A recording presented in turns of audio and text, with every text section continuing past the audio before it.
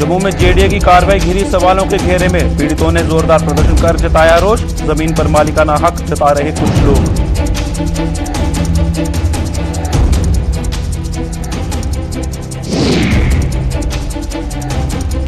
लोहड़ी के त्योहार पर फिर पड़ा महामारी का साया, कोरोना ने खुशियों पर फेरा पानी।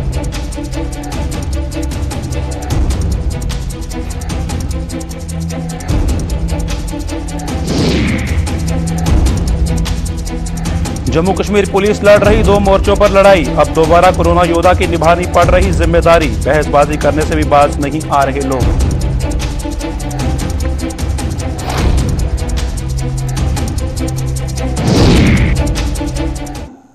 नमस्कार, जम्मू कश्मीर की खास खबरों में आपका स्वागत है। मैं हूं साहिल केरनी। चलिए शुरुआत करते हैं खबरों की।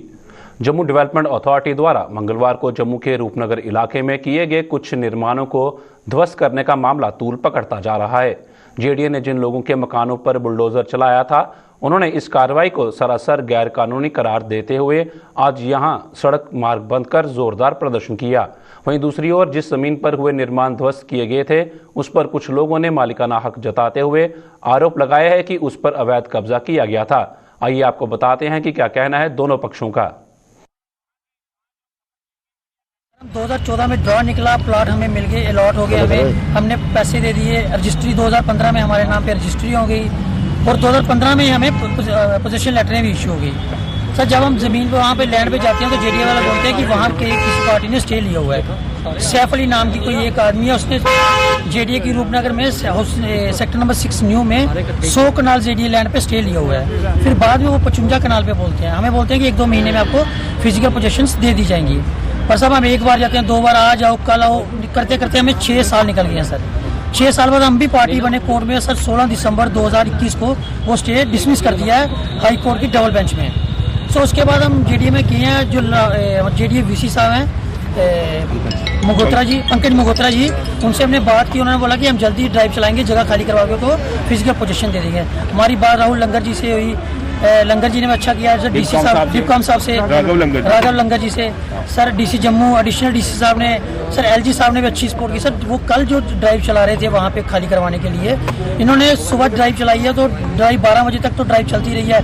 इंक्रोचर के जो 10 स्ट्रक्चर थे वो तोड़ रहे थे सर। कुछ 2-2:30 बजे के 2 बजे के करीब वो स्ट्रक्चर अलग अचानक से काम बंद कर दिया गया। ड्राइव 70% ड्राइव चल चुकी थी, स्ट्रक्चर तोड़ दिए गए थे इन्होंने। पता नहीं किसका प्रेशर आया, कौन सा प्रेशर इनको, पॉलिटिकल प्रेशर आया कि इन्होंने स्ट्रक्चर तोड़ना बंद कर दिए।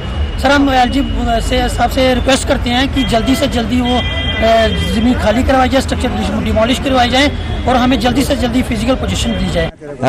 हम बोल ही नहीं सकते, हमारे मुंह में जुबान ही नहीं रही, कैसे बोलें। हमारे दरबदार हो गए, बच्चे दरबदार, हम दरबदार, हमारा माल दरबदार। सन 1947 से पहले भी इधर रहते थे हम, हैं। हमारे दादे परदादे भी इधर गुजर गए हैं। आज इनको जेडी वालों को, जेडीए तो 78 में बनी है, हमें इतने भी हकदार नहीं थे इनके लिए। हमें बोला भाई हमारे मकान ही छोड़ दो, बाकी जमीन आप ही सांभ लो।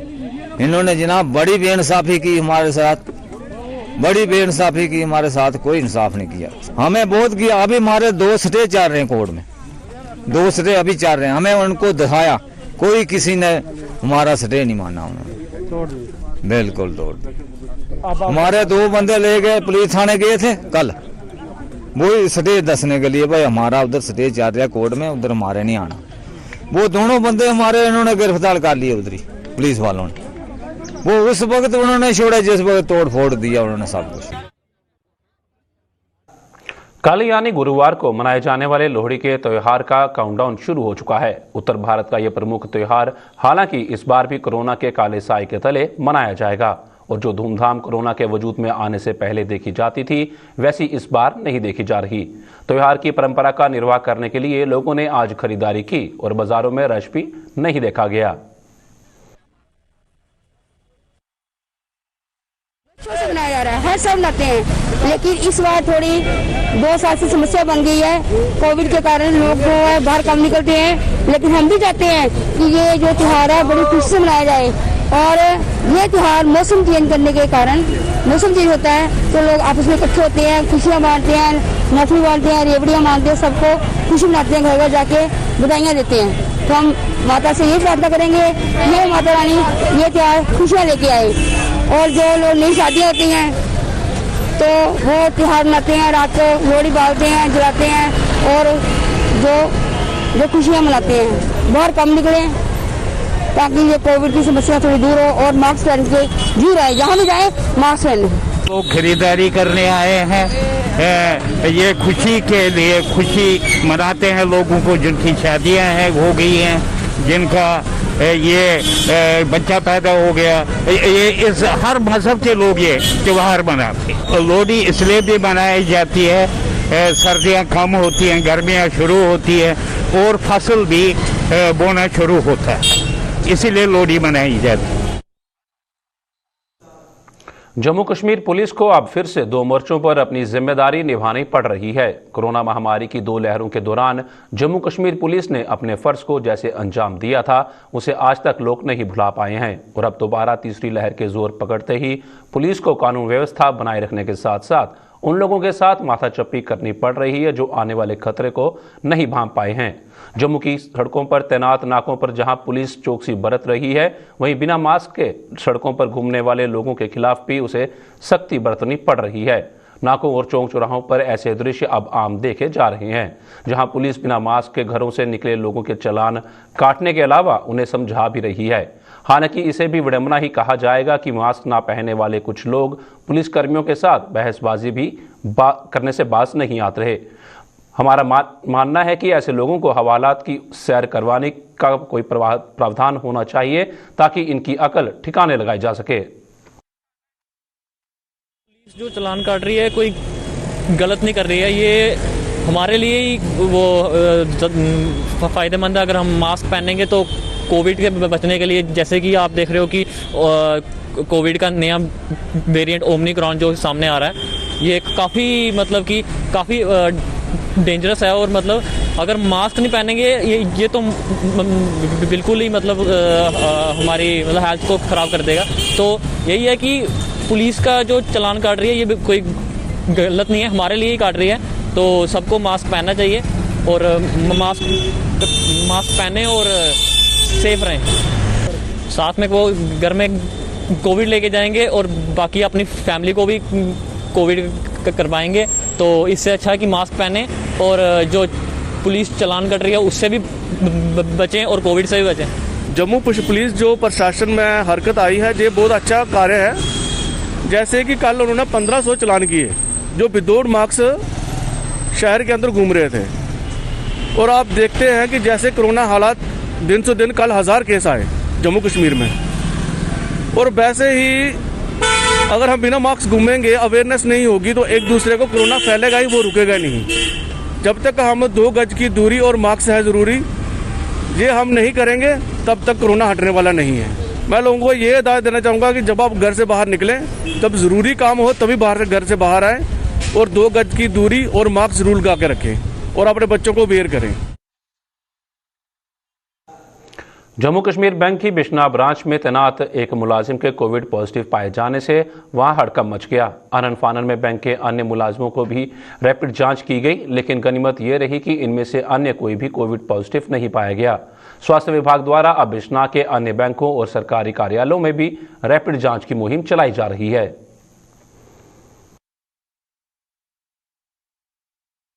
जेके बैंक में एक पॉजिटिव केस आया था, तो उसके तहत उन्होंने हमारे बीएमओ से अप्रोच की और आज हमने जेके बैंक ब्रांच बिश्ना के सभी एम्प्लॉइज़ का टेस्ट किया और उनमें से कोई भी पॉजिटिव नहीं है, सब ठीक ठाक हैं। और बीएमओ साहब हमारे डॉक्टर राकेश मल्होत्रा जी, उनके डायरेक्शन के अनुसार हमने सिर्फ बिश्ना में नहीं, अब हम बाहर जो पीएससी वगैरह हैं वहाँ पे भी हमने सैम्पलिंग साइट शुरू कर दी। जैसे अर्निया में सैम्पलिंग है, कल हमने चौवादी में भी टेस्ट करवाए। तो जहाँ जहाँ भी मतलब केसेस आ रहे हैं हम अप्रोच कर रहे हैं और ज़्यादा से ज़्यादा सैम्पलिंग कर रहे हैं। बैंक हैं चाहे जो भी सरकारी ऑफिस है, हम चाहेंगे कि हम सभी एक बार उन सबके टेस्ट करें। और लोगों को ये मैसेज भी देना चाहेंगे आपके माध्यम से कि जैसे जैसे केसेस बढ़ रहे हैं तो वो जो भी ये कोविड का मतलब बिहेवियर पूरा अपनाएं, मास्क पहन के रहेंगे, बाज़ारों में बिना वजह ना घूमें। मेंढर के कासिम नगर इलाके के जावा मोहल्ले को माइक्रो कंटेनमेंट जोन घोषित करने के बाद वहां लोगों की आवाजाही बंद कर दी गई है। स्थानीय लोगों के कोविड सैंपल भी लिए जा रहे हैं ताकि और कोरोना संक्रमितों की निशानदेही की जा सके। प्रशासन ने लोगों से सहयोग देने की मांग करते हुए तमाम एहतियात बरतने पर बल दिया है। प्रशासन ने अभी तक वैक्सीनेशन न करवाने वाले लोगों से भी जल्द से जल्द इस सुविधा का लाभ लेने की अपील की है।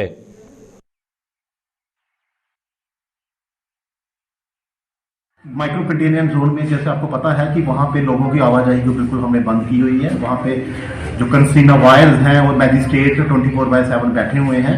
और मैं लोगों से भी ये एक रिक्वेस्ट करता हूँ कि कृपा करके जो माइक्रो कंटेनमेंट जोन है उसका पालन भी करें और साथ में अब सोशल डिस्टेंसिंग और मास्क जो है उसका उपयोग अब करना बड़ा जरूरी हो गया है। जैसे आपको पता होगा कि जो ओमिक्रॉन जो वेरिएंट है इसके जो केसेस हैं वो दिनों दिन बढ़ते जा रहे हैं। तो एक स्ट्रिक्ट आदेश जारी हुआ है वर्दी गवर्नमेंट से भी और हमारे डी साहब वर्दी डिस्ट्रिक्ट डेवलपमेंट कमिश्नर पुंछ ने एक हमें स्ट्रिक्ट हिदायत दी है कि बाजारों में और जो भी भीड़ भाड़ वाले इलाके हैं उसमें हमें दौरा करना है। पुलिस की टीमें एक्टिव हैं, मेडिकल की टीमें एक्टिव हैं और हमारा मेंढर भी उससे अछूता नहीं है। तो हम सबको अब एकजुट होके इस ओमिक्रॉन वेरिएंट का भी सामना करना होगा।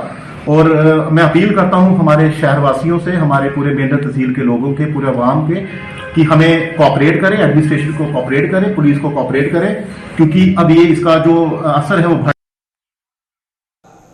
कोरोना को और फैलने से रोकने के लिए जम्मू के विभिन्न बाजारों की एसोसिएशन व व्यापारिक संगठनों ने प्रशासन को दिए आश्वासन को हकीकत में बदलना शुरू कर दिया है। शहर के वेयर हाउस व नेहरू मार्केट के व्यापारियों ने भी इस पूरी मार्केट में मास्क लाजमी कर दिया है। यहाँ किसी भी कार्यालय अथवा दुकान में बिना मास्क के किसी को भी प्रवेश की अनुमति नहीं दी जा रही। व्यापारियों ने अपने स्टाफ व श्रमिकों तक को स्टाफ भी वितरित कर दिए हैं और उनसे भी ताकीद की गई है कि वो बिना मास्क के किसी भी व्यक्ति को भीतर ना आने दें। और हमारे जो डिस्ट्रिक्ट हॉस्पिटल है वो तैयार नहीं हो पाए। अगर सांबा का केस जो कोविड होता था वो डिस्ट्रिक्ट हॉस्पिटल में कोविड हॉस्पिटल तैयार होने चाहिए थे, लेकिन वो नहीं हो पाए। मैं समझता हूँ और सारा लोड जो है जीएमसी के ऊपर रहा। और इस बार जो है किस मुद्दों के, किन बिंदुओं के ऊपर डिस्कस हुई? क्या आप अगर लगातार केस बढ़ते हैं तो आपका क्या स्टेप रहेगा? वही मैं इसी बात को हम आगे बढ़ा रहा हूँ कि हमने 2 साल का जो कोविड होता रहा, दूसरी वेव भी आई, हमने कुछ अब जो है स्थिति और है। अभी डीआरडीओ हॉस्पिटल हमारा तैयार है। हमने ये सुझाव दिए उनको कि अगर मेरे को कोविड होता है हेल्पलाइन नंबर होने चाहिए और जो माइल्ड सिम्टम्स हैं जिनको वो क्वारंटाइन होते हैं, कम से कम डॉक्टर जो है उनको रोजाना बात करे और उनको आश्वासन दे कि आपको घबराने की जरूरत नहीं है। हाँ, जिनको ऑक्सीजन लेवल कम होता है तो उनको पहले ही पता होना चाहिए कि हमने डीआरडीओ में जाना है या इमरजेंसी में जाना है। ऐसा सुझाव हमने दिया है। जम्मू में कोरोना बम फूटने से सख्ते में आए प्रशासन ने कोरोना के प्रति लापरवाह हो चुके लोगों के खिलाफ नकेल कसना शुरू कर दी है। उपराज्यपाल मनोज सिन्हा के दिशा निर्देश पर प्रशासन के अधिकारी अब ऐसे लोगों पर सख्ती बरतने लगे हैं। बिना मास्क के घरों से निकले लोगों के चालान काटे जा रहे हैं और दुकानदारों को भी कोविड एसओपी का पालन करने की हिदायत दी जा रही है। मड़ के एसडीएम नासिर अली ने अपनी टीम के साथ कई इलाकों का दौरा कर लोगों को चालान किए और दुकानदारों को भी भीड़ इकट्ठी न करने की हिदायत दी।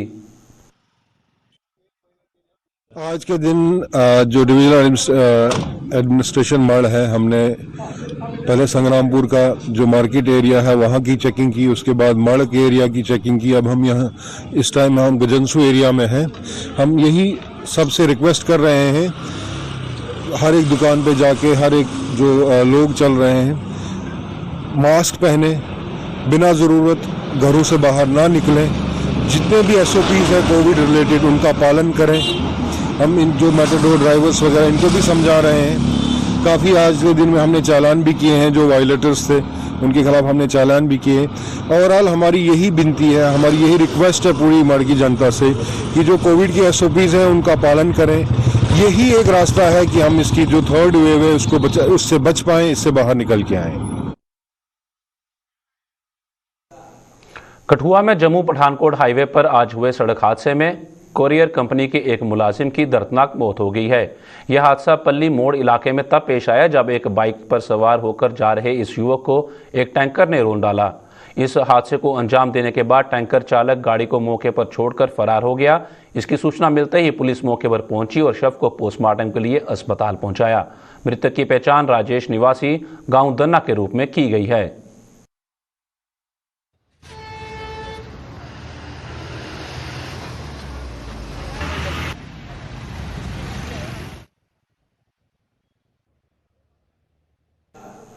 जम्मू में 1 जनवरी से जारी राष्ट्रीय स्तर का कला उत्सव आज संपन्न हुआ। यह कला उत्सव जम्मू और कश्मीर दोनों ही सूबों में करवाया गया था। इसमें जम्मू संभाग के 10 जबकि कश्मीर के 8 बच्चों ने भाग लेकर अपनी कला के माध्यम से समा बांधा। कोविड के चलते इस कला उत्सव को वर्चुअल मोड में करवाया गया था और आज अंतिम दिन नई एजुकेशन पॉलिसी के तहत एक कोडिंग प्रोजेक्ट को भी बतौर पायलट प्रोजेक्ट लॉन्च किया गया।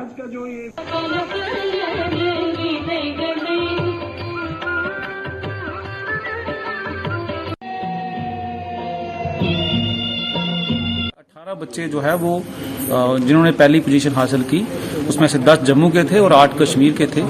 उनके लिए ये नेशनल लेवल कंपटीशन जो है 1 जनवरी से 12 जनवरी के बीच हुआ, जो हमने 2 जगहों से किया। एक कश्मीर से लाइव स्ट्रीमिंग किया और एक जम्मू से लाइव स्ट्रीमिंग किया। ये प्रोग्राम दिल्ली में डायरेक्टली जो जजेस बैठे हैं वो इसको जज करते हैं, ग्रेडिंग करते हैं। पिछली साल हमारी जो यूटी है ये कला उत्सव कंपटीशन में 2nd आई थी। मुझे उम्मीद है इस साल हम फर्स्ट आएंगे। हमारे बच्चों ने बहुत अच्छा जो है जो यहाँ प्रोग्राम किया है। हमारे बच्चे बहुत मेहनत की है और मुझे उम्मीद है कि हम फर्स्ट आएंगे।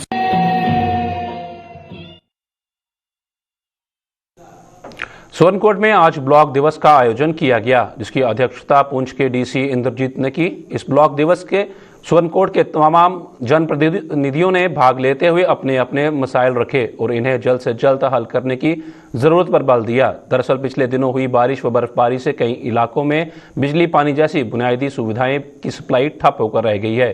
जनप्रतिनिधियों ने इस बैठक में इन सभी समस्याओं का हवाला देते हुए डीसी से अवाम को जल्द सुविधा पहुंचाने की मांग की। एक तो हमारा ये इलाका जो इस वक्त बर्फ की लपेट में है, यहाँ पे जिस चीज की जरूरत है वो सबसे पहले बिजली और पानी जो है वो उसकी जरूरत है। इलाके के अंदर पानी 4 दिन से 5 दिन से बंद है। टाउन की बात अलग है, लेकिन गांव की बात अलग है। वहाँ पे जितनी भी पाइपें थी वो कोरे की नज़र हो चुकी हैं। कोरे से वो पाइपें जो हैं वो ख़त्म हो चुकी हैं। उनको रिस्टोर करने के लिए और बिजली को रिस्टोर करने के लिए जो है वो हम लोगों ने डीसी साहब को ये गुजारिश की है कि फौरी तौर पर जो है वो चीज़ें जो हैं वो पानी और बिजली बहाल हो सके, ताकि आवाम जो है वो इस बात का जो है उसको फ़ायदा मिल सके। हाल ही में ही हुई बर्फबारी के कारण सड़क संपर्क के साथ साथ विद्युत सेवा भी कई इलाकों में बाधित हुई है, जिसे सुचारू करने के लिए पुंछ जिले में प्रशासन की ओर से युद्ध स्तर पर कार्य किया जा रहा है। अगर सुवर्णकोट बी क्षेत्र की बात करें तो वहां पर भी बिजली सहित सेवाओं को सुचारू करने के लिए तेजी से कार्य किया जा रहा है, जिसके लिए लोगों ने जिलाधिकारी इंद्रजीत सिंह और डीडीसी सुवर्णकोट बी के सदस्य सोहेल मलिक की तारीफ की है। इस मौके पर डीडीसी सदस्य ने कहा कि लोगों को सुविधा प्रदान करना उनकी प्राथमिकता है। बर्फ पड़ गई, लोग बंद हो गए, वहाँ कोई उनको किसी चीज़ की सहूलत नहीं मिल सकती थी। तो वहाँ फिर जब उन्होंने सोहेल मलिक को बताया हमारे डीसी साहब को, तो फिर उन्होंने गाड़ी का इंतजाम करके जेसीबी वहाँ लगाए और बर्फ़ भी हटाई। लोगों की जो मुश्किलें थी वो तकरीबन उन्होंने हल करवाई। अब भी आज भी जो है हमारे मेडिकल स्टाफ वहाँ पहुँचा हुआ है, वैक्सीनेशन भी करेंगे, मेडिसिन भी देंगे और बिजली की जो प्रॉब्लम है वो आहिस्ता आहिस्ता वो भी कर रहे हैं। हमारे फजलाबाद की जो बिजली की प्रॉब्लम बहुत जल्द महकमा पीडीडी ने वो हल की है। सिर्फ यहाँ पर जो है अरसा काफ़ी से क्या समझते हैं डीडीसी मेंबर का इसमें अहम रोल था? बहुत अहम रोल था, उन्होंने बहुत अच्छा किरदार जो अदा किया हम लोगों के साथ। ये नहीं कि एक फजलाबाद के साथ 15 पंचायतें या सुवर्णकोट तक उन्होंने गाड़ियाँ दे करके तो लोगों के साथ बहुत अच्छा कॉपरेट किया है। Thank you. सबसे पहले गुलिस्तान न्यूज़ का बहुत शुक्रिया कि आज सुवर्णकोट बी कंस्टिट्यूंसी में जो कि तहसील सुवर्णकोट की डीडीसी कंस्टिट्यूंसी है वहाँ आपने दौरा किया है। तो being a DDC member of this area बड़ा चैलेंजिंग टास्क था। अगर आप बुजुर्गों की सुने तो पिछले 10 सालों में इतनी बर्फ़ नहीं पड़ी जितनी इस साल पड़ी है और उसने पिछले 1 डेकेड के सारे रिकॉर्ड्स तोड़ दिए। तो 1.5-2 दिन से जो मुसलसल बर्फबारी हुई है, जो बारिशें हुई हैं, उससे ज़िंदगी पूरी तरीके मफलूज होकर रह गई थी। सारा सिस्टम बिल्कुल दरम बरम हो गया था। लाइफ जो थी वो बिल्कुल हाल्ट हो चुकी थी। 2-2, 3-3 फुट बर्फ़ जहाँ मैं खड़ा हूँ, ये इलाका आप देख रहे हैं, यहाँ एक्सपीरियंस की गई लोगों ने। ऊपर वाले एरियाज़ में 4 फुट, पीछे 5 फुट, तो और बड़ी बुरी अबतर हालत रही हर जगह। बिल्कुल राब्ते मुनक़ता थे, रोड्स बिल्कुल डिसकनेक्टेड थी, बिजली की अबतर हालत, पानी, उसके बाद और जितनी भी एसेंशियल सर्विसेज थी। तो हमने कोशिश की, आज की डेट में आप भी आते होंगे, आप भी आए हैं और आपने देखा कि रोड जो हैं वो सुरनकोट बी कंस्टिट्यूंसी क्या तहसील सुरनकोट की ऑलमोस्ट सारे एरिया जितने भी हैं हमारे, ये आप देख सकते हैं, तो ये पूरी फुली रिस्टोर कर दी गई है। बिजली में भी हमने कोशिश की, काफ़ी एरिया चला दिए गए, जो ट्रांसफार्मर डैमेज थे उन पर भी वर्क हो रहा है। तो मैं डिप्टी कमिश्नर पुंछ का भी शुक्रगुजार हूँ कि उन्होंने विद इन नो टाइम जो है वो लोगों की हेल्प की। और यहाँ पर लोग कहते हैं कि हमने फर्स्ट टाइम जो है वो जेसीबी मशीन देखी कि रात को बर्फ़ पड़ रही है और सुबह वो बर्फ़ साफ़ कर रही है। और ये सब जगह पर हुआ, तहसील सुरनकोट की अगर बात की जाए या बाकी इलाकों की। तो मलिक साहब, जम्मू जिले के नगरोटा में स्थित हायर सेकेंडरी स्कूल कैंप जगती में प्रिंसिपल के ना होने के कारण बच्चों के अभिभावकों ने नाराजगी जाहिर की है। इन लोगों का कहना है कि प्रिंसिपल की अनुपस्थिति के कारण काफ़ी परेशानियों का सामना करना पड़ रहा है। उन्होंने कहा कि स्कूल में जल्द से जल्द प्रिंसिपल की नियुक्ति होनी चाहिए ताकि आने वाले समय में स्कूली बच्चों को किसी प्रकार की कोई परेशानी ना हो। और क्या कुछ कहा, आइए देखते हैं।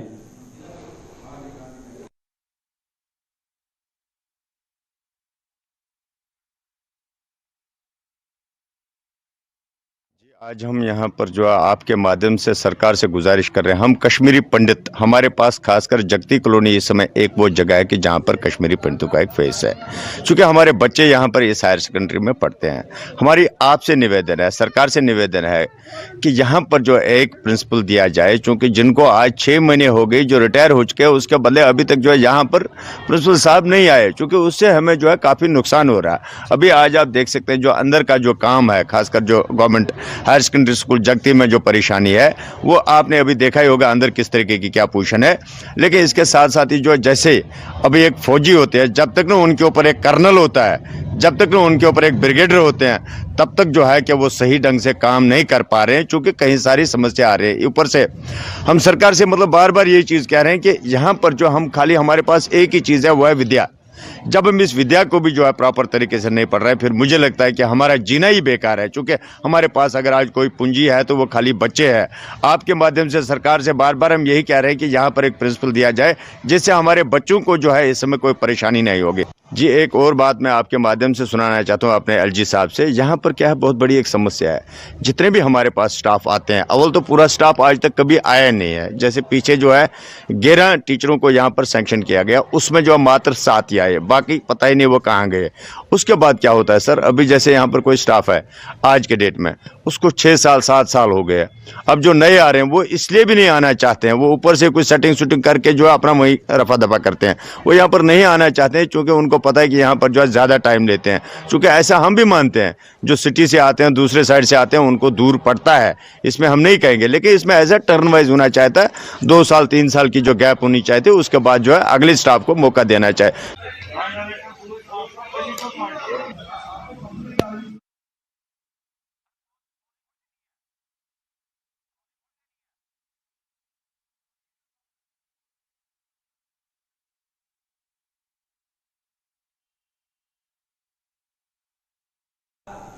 चलिए देखते हैं उत्तराखंड से पुष्कर सिंह धामी क्या कुछ कह रहे हैं। और देहरादून से दिल्ली जाने के लिए 2 से 2.5 घंटे में उसका सफर तय किया जाएगा, 12 किलोमीटर का, जिसमें जो हमारा टाटकाली मंदिर से लेकर आगे जितना भी जंगल का क्षेत्र है उसमें कॉरिडोर भी बनाया जाएगा, जिससे कि हमारे जो जंगली जानवर है उनकी सुरक्षा भी किसी प्रकार की कोई रुकावट ना आए। इसके साथ साथ मैं बताना चाहता हूँ आपको कि एक प्रक्रिया जिसके लिए हम लोग लगातार काम कर रहे थे कि उत्तर प्रदेश और उत्तराखंड दोनों के बीच में जो पिछले 21 वर्षों से ये हमारा एक लंबित प्रकरण था, और वो था हमारा परिसंपत्तियों का आपस में बंटवारा। और इस बार उन सभी परिसंपत्तियों के बंटवारे का भी लगभग मामला पूरी तरह से सुलझ गया है, पूरी तरह से निपट गया है। इसके लिए मैं अपने सभी जो लोग हमारे मेरे से पूर्व में हमारे सभी सरकारों में रहे, मुख्यमंत्रीगण है, उनकी सरकारें, उन सभी को भी धन्यवाद देता हूं। उन विभागों में लगे हुए जो अधिकारीगण है उन्होंने भी बड़ा प्रयास किया, उनको भी देना चाहता हूं। और साथ में मैं उत्तर प्रदेश के मुख्यमंत्री आदरणीय योगी आदित्यनाथ जी का भी धन्यवाद करना चाहता हूं कि उन्होंने एक छोटे भाई और बड़े भाई जैसा हमारा रिश्ता रहा है उत्तर प्रदेश के साथ, क्योंकि हम सबका मातृ प्रदेश उत्तर प्रदेश ही रहा है। मैं समझता हूँ आप सब लोगों के भी, ज्यादातर लोगों के सर्टिफिकेट में जो है जो अगर हाई स्कूल के या किसी के जो अभी वाले होंगे पुराने मेरे जैसे हाई स्कूल, इंटर और उसके सर्टिफिकेटों में उत्तर प्रदेश लिखा जाता है, अभी भी लिखा है, वैसे आप लोगों का भी लिखा होगा अभी। तो उन्होंने उसको जो है मात्र 1 घंटे की मीटिंग में सारा का सारा मामला निपटा दिया और उसमें कुछ हमने नया नहीं करा। सारा का सारा जो पहले से गति उसकी प्रक्रिया चली आ रही थी, जो गतिमान थी, उस पर सभी पर जो है उसका पटाक्षेप हो गया। और इसके साथ साथ हमने अगले 10 सालों में सभी विभागों को एक रोड मैप बनाने को कहा कि 10 सालों का अपना विजन डॉक्यूमेंट तैयार करें, एक रोड मैप तैयार करें, जिससे कि आने वाले समय में हमारा ये उत्तराखंड जब हम 25 वर्ष के होंगे, यानी कि अभी हम 21 वर्ष के हुए हैं, जब 25 वर्ष के होंगे राज्य स्थापना का, जब हम 25वां राज्य स्थापना दिवस मना रहे होंगे, तब हमारा राज्य हिंदुस्तान के श्रेष्ठ राज्यों में से, हिंदुस्तान के अग्रणी राज्यों में से हमारा राज्य होगा। उसके लिए हम सब लोग आगे बढ़ेंगे, उसके लिए काम करेंगे, हमारी पार्टी भी काम करेगी, आप सब लोग भी काम करेंगे, सब मिलकर कदम से कदम मिलाकर आगे चलेंगे। उस क्षेत्र में हम काम कर रहे हैं। उत्तराखंड में सभी गांवों में जितनी हमारी ग्राम सभाएं हैं, हमने कहा था, हमने 1 अक्टूबर 2021 को पीटसैंड में चंद्र सिंह गढ़वाली जी का जो जन्म स्थान है, वहां से मैंने घोषणा करी थी कि हम स्वस्थ युवा स्वस्थ उत्तराखंड ये योजना लागू करेंगे। इस योजना में घोषणा ही नहीं करी, उसका पैसा भी जारी हो चुका है, उसका शासनादेश जारी हो गया। हर गांव में एक ओपन जिम बनाया जाएगा। आने वाला दशक उत्तराखंड का दशक होगा।